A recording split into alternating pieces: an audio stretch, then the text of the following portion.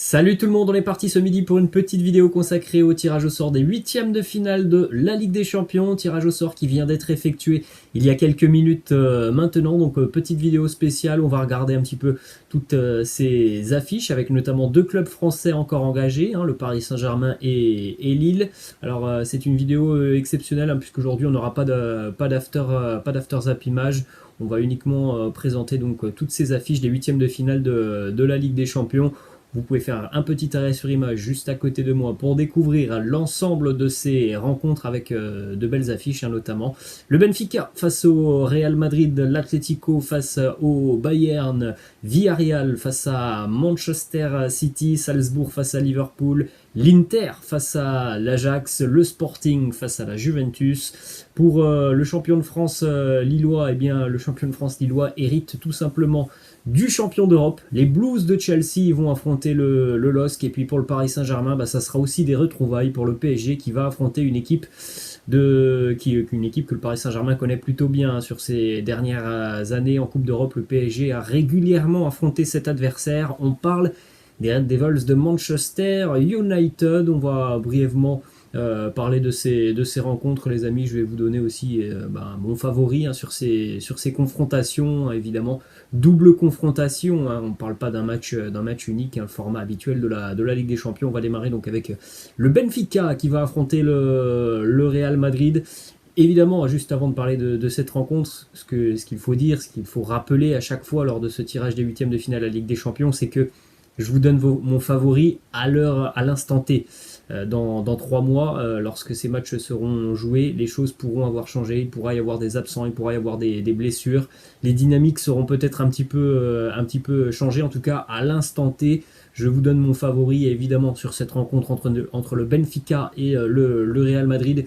Eh bien pour moi, le Real Madrid est largement favori et le Real Madrid devrait passer sans encombre ce genre de rencontre. On a une équipe des merengues qui depuis le début de saison, que ce soit en Liga mais aussi en Coupe d'Europe, affiche un niveau assez exceptionnel. Donc je ne pense pas que le Benfica soit l'équipe qui puisse rivaliser avec le Real Madrid. Ensuite on poursuit aussi avec cette affiche qui me semble là aussi un petit peu déséquilibré tout de même. Un Villarreal qui va affronter Manchester City, les Sky Blues évidemment avec l'ambition de remporter la Ligue des Champions après l'échec la saison passée en finale face à Chelsea.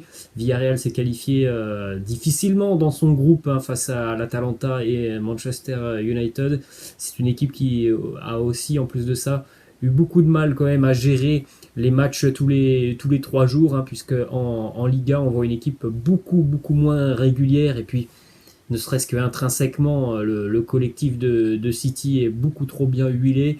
Il me semble que Villarreal aura quand même énormément de difficultés face aux Sky Blues de Pep Guardiola. Ensuite, là aussi, une affiche qui est très intéressante. C'est pas la première fois d'ailleurs qu'on retrouve cette affiche depuis quelques années. Ces deux équipes s'affrontent souvent, un petit peu comme le Paris Saint-Germain et Manchester United. Eh bien, le Bayern Munich va retrouver l'Atlético Madrid. Alors évidemment, on a le Bayern, une véritable machine à gagner, machine à marquer, et on a l'Atlético qui normalement est une machine à bien défendre. Le seul problème, c'est que depuis le début de saison, il y a vraiment pas mal de soucis dans cette équipe de l'Atlético Madrid.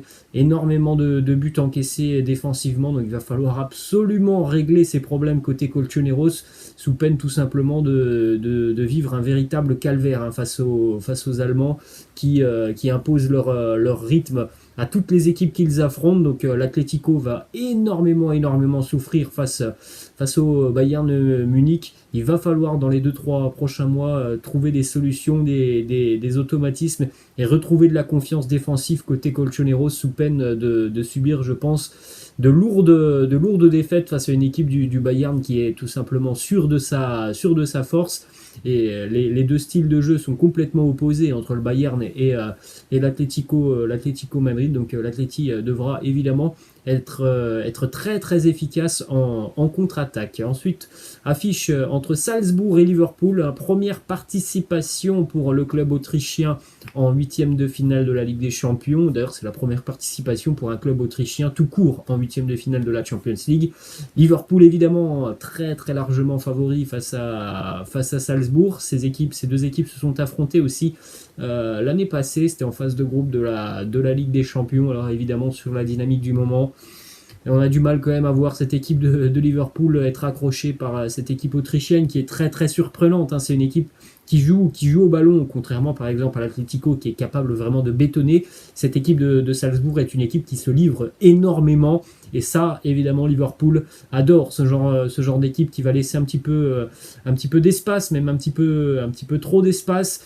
Liverpool va se régaler avec ses attaquants hyper rapides. On poursuit les amis avec les 4 dernières affiches donc, de ces huitièmes de finale de la Ligue des Champions. 4 affiches que je trouve un petit peu plus équilibrées quand même que les 4 premières que l'on vient de présenter. On retrouvera donc notamment l'Inter face à l'Ajax Amsterdam. J'ai beaucoup de mal à désigner un favori sur cette rencontre, même si j'ai une petite préférence pour l'Ajax. Mais c'est vrai que l'Inter, après ce changement d'entraîneur, a eu quelques semaines ou les tout premiers mois de compétition assez compliqués, mais en ce moment les interistes sont tout simplement inarrêtables en championnat, mais on a vu notamment face au collectif bien huilé du Real Madrid que ça a posé problème pour l'Inter, donc je pense que l'Ajax peut être en mesure d'aller chercher une qualification. Ensuite on aura aussi un duel assez équilibré au final entre le Sporting et la Juventus. Quand on voit ce que fait la Juventus cette saison en Serie A, et surtout ils ont été qualifiés en Champions League parce que tout simplement Chelsea a encaissé un but à la 95e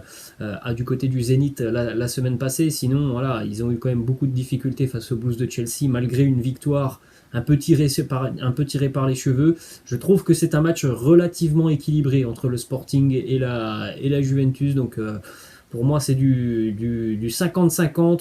On enchaîne avec, on va terminer d'ailleurs avec les deux équipes françaises. Lille qui va affronter Chelsea. La marche me semble vraiment haute pour les Dogs face aux champions d'Europe qui sont certes un petit peu moins bien depuis un petit mois en championnat en Ligue des Champions. Ça encaisse beaucoup de buts. Thomas Tuchel va à mon avis resserrer un petit peu les boulons.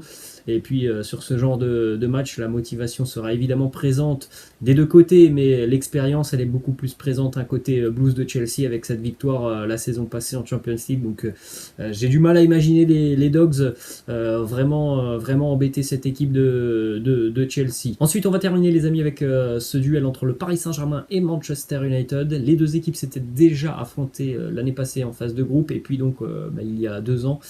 L'épisode de la remontada des Red Devils du côté du Parc des Princes.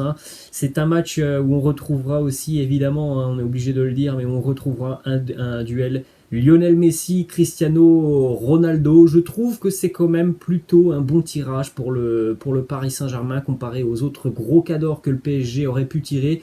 Moi j'aurais préféré que le Paris Saint-Germain tombe sur la Juventus.